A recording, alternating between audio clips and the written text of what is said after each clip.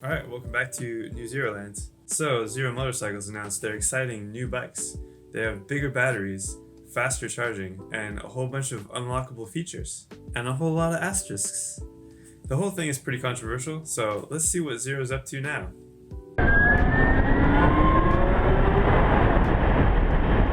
Alright, so first off, I don't want to keep criticizing Zero. That's totally not my intention with these videos. I'm a huge fan of Zero.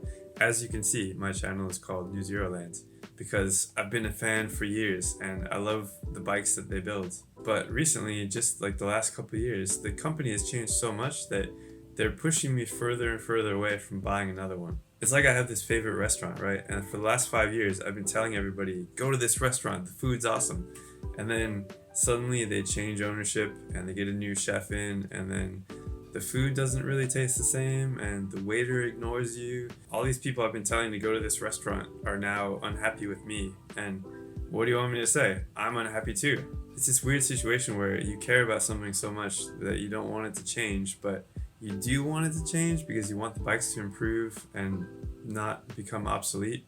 But what Zero is doing with the new bikes and this whole paywall thing. So Zero's plan is to build the bikes with unlockable upgrades. It works like this. Let's say you really want the premium Zero SRF because it comes with the heated grips, the faster charging, all that stuff.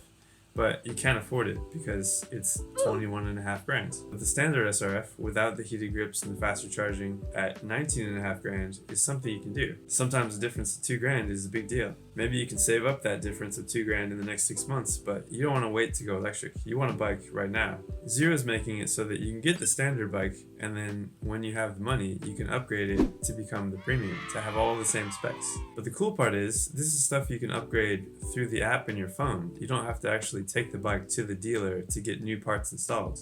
They're already on the bike. And another cool thing I didn't realize is that if you have a standard bike and you sold it to somebody else, then that person could also upgrade it and make that standard bike a premium, or customize it however they want. Add on certain features, don't add certain features.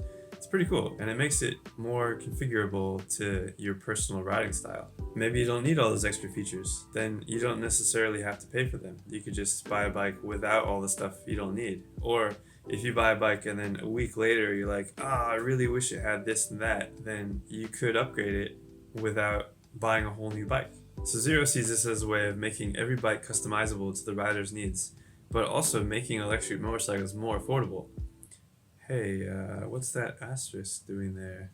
What's really going on is they're selling you a bike with all these features built into it, but you can't access them unless you pay extra. Like you just paid $70 for a video game and it's got all these in-game purchases. It's not a new idea. Our Tesla has heated rear seats that we could activate for a couple $100, but we never did because we don't care about our passengers. Sorry, anybody who rides in our car. So it's the same deal for the new Zeros. If you buy an SRF, it comes with heated grips. They're built into the bike, but they don't work unless you pay extra for them. When you open up the Zero app, I don't have my phone because I'm shooting this on my phone, but if you go on the website, there's something called the Cypher Store, and you can buy all the upgrades for whatever bike you have.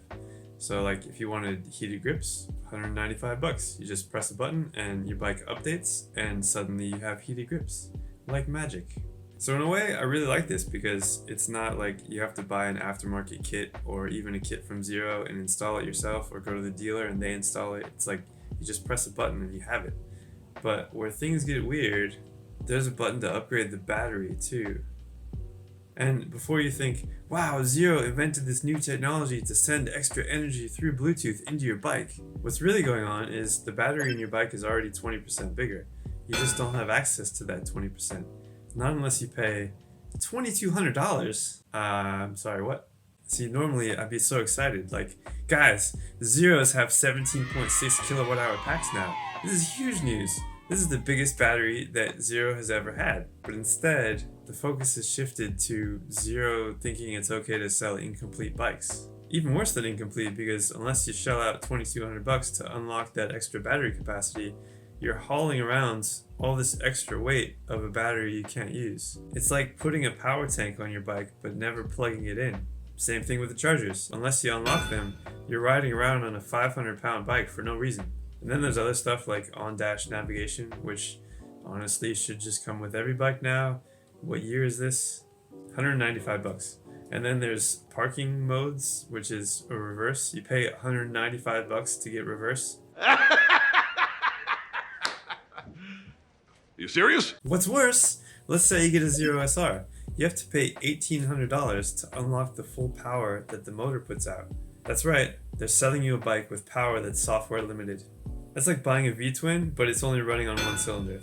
Oh, but don't worry, for $1,800 we'll unlock the second one for you. Get out of here! Zero just wants to make as much money out of us as possible. This isn't a let's try and make electric motorcycles more affordable. And you want to know why? Because they discontinued the affordable option. Yeah, the previous Zero SR, the one I have, you could get it for 16 grand brand new. It was lighter weight, faster, had better range than the new SR, and it's been discontinued.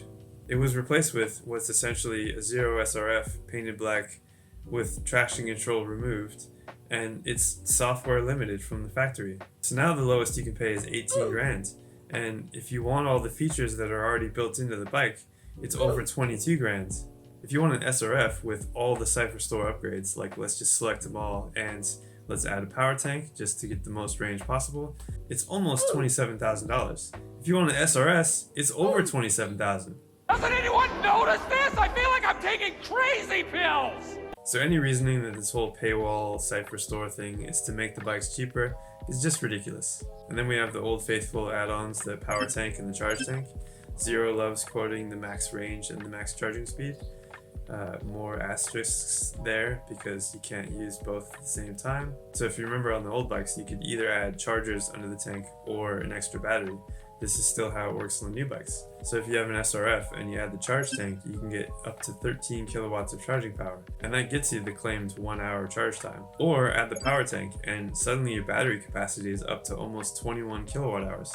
That's Energica battery capacity. So then you have the range, but you don't have space for that extra charger. So you're stuck with a 3 hour charge time. That's just stating the facts. Like, the bikes are really customizable, but you still have to compromise. Like, do you want range or charging speed? I really like both, but that's just where Zero is at right now. Also, and this is a weird thing, so you can add on 1 kilowatt of charging power to your standard 3 kilowatts. So now you have 4. And then you can add another 3, so now you're at 7 kilowatts of charging power.